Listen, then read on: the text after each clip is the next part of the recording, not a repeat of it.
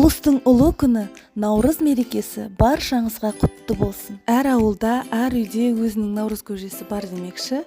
Мен сіздерге бүгін өзімнің енемнің рецептімен бөліспекшімін. Ол үшін ең алдымен біз ет асып аламыз. Бізге ірі малдың сүр еті және қазысы қажет болады. Дәміне қарай тұзын салып, көбігін алуды ұмытпаңыз.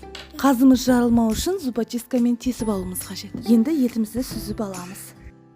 Дәнді дақылдарымызды жуып, дайындап, бөлек ыдыста пісіріп аламыз. Жарты сағат шамасында пісті, енді еттің сорпасына саламыз. Тарымызды қызып тұрған табада майсыз қуырып аламыз. Сорпамызға қосамыз.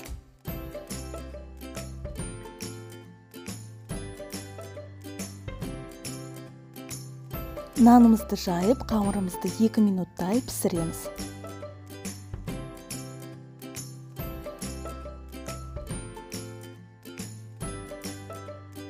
Қалауыңызша көжеге жүгері қоссаңыз да болады.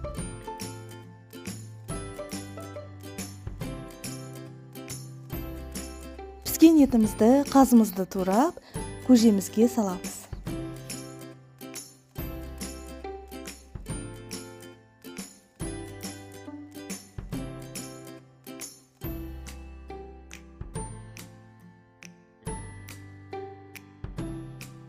Қатығымызбен еріген құртымызды салып, араластырамыз.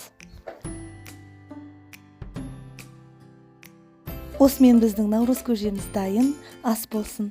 Менің каналыма тіркеліп, лайк қоюды ұмытпаңыздар.